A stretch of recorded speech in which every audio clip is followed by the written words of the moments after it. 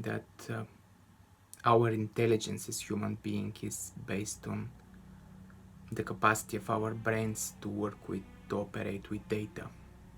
But in reality, what builds our lives, what dictates our lives, are our emotions. And this is what my videos are about, the emotional intelligence for which most of the society is unaware. I'm Dr. Anatoli Gradinarov, the author of the book Revolution of the Mind. How many ideas we almost prosecuted, but our laziness stopped us of taking any action. How many times we had that feeling that something feels right and we need to grab the chance, but we didn't do anything about it because of laziness or procrastination, or that feeling that we don't have what it takes within us, or maybe the fact that we can be judged by the others. How many times we had important things to do, but we postponed our actions for 5 minutes, for an hour, or maybe for the next day because of laziness or because of all the excuses that we have, that we found for that. We people, we have unconscious nature, just as every animal. And just as every animal, we like to stay in our territories. With human, our territories, we feel safe, we feel unchallenged in our comfort zones. We hate to get up and face the world. We hate to get up and face what's outside of it. We hate to get up and face the reality. We hate to get up and face the responsibilities. We don't like the responsibilities. We continue changing the channels on the TV without particularly looking for something, just so we can postpone what needs to be done. We decide to make a sandwich not because we're hungry, but for the same reason, so we can delay a responsibility, something that needs to be done. We decide to call a friend just before we sit to do what needs to be done, in order unconsciously to postpone it for 5-10 minutes. And we talk about football, we talk about shopping, we talk about all kinds of things that can wait, but we look for that excuse to postpone. We like to stay in our comfort zone where we're not challenged at all, and we unconsciously stay away from challenges. They change the way we feel.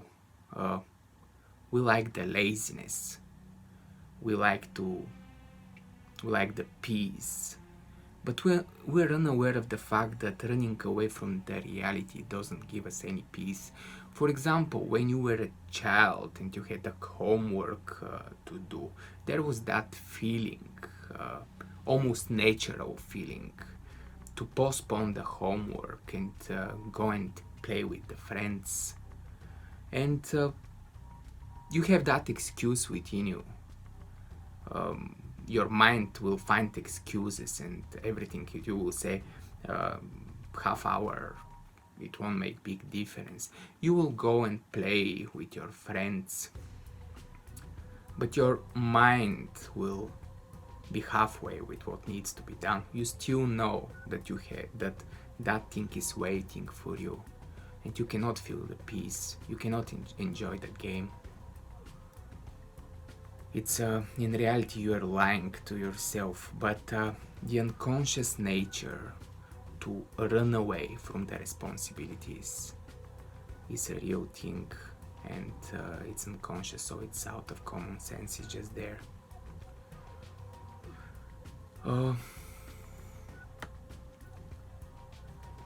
Our minds, that's the nature of our minds. Our minds resist everything that is unpleasant. It's just natural and logical.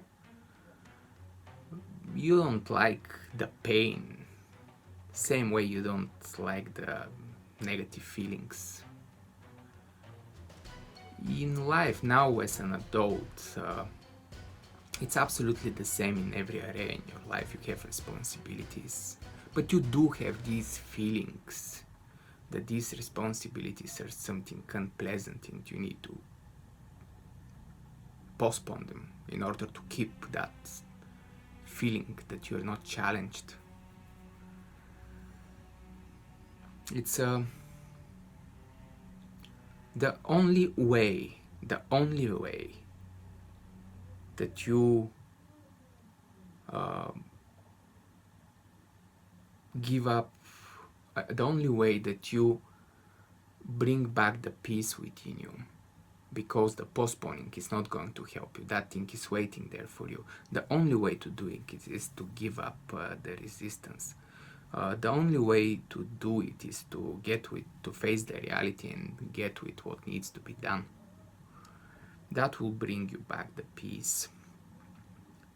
Train your awareness to focus on that inner resistance to deal with the world. Pay full attention on the excuses that you are giving to yourself. Know that that's just natural, and it's a natural response for you to stay in your comfort zone. And know that the comfort zone is not helping you about absolutely anything. It's just that inner feeling that you are safe for a moment, but you won't be safe. You need to do it so you find peace.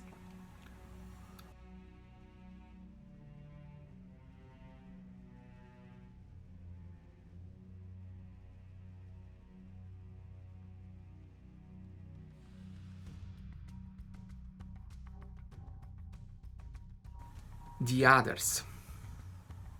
How to use the self-awareness, counting the opinion of the others. It's basically, people will always judge you. They will always tell you how to do the things, and these ways of doing the things in your life will be the ways that they're usually doing the things. So, and every time you don't match with their understandings, you will be judged. Know that this judgmental nature of people is a bit limited, and in many cases it won't help you in life. People will try to limit you. If you have an idea, they will give you all the reasons why why you shouldn't do it, just because they want to justify the place where they are and why they're not trying in the same way as you to grow in life. But sometimes people can bring us can show us real reasons, and we have to take them. There is one saying that if you people on a road call you asshole, then you should buy a pillow for sitting. There should be some kind of truth in the word of the people. So learn to listen, and especially the constructive critic. There is a lot of truth in it, but don't take everything for the truth. Know that people are also unconscious.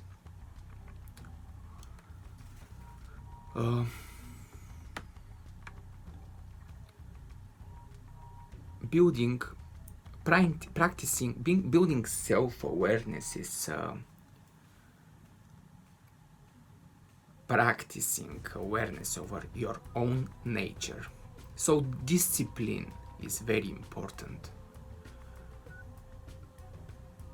When you're self-aware and when you notice the unconscious nature within you, the one that stops you to get out from the comfort zone, the one that makes you follow harmful habits, learn to say no to this unconscious nature. Learn to cross the boundaries of it and reject it. For example, when you have that feeling that you want to try the chocolate cake and you open the window, it's only a matter of discipline not to have it. You know that you are realizing that your everyday choices are making a difference in your life. Not just the 2 weeks diet, but everyday choices. So learn to say no.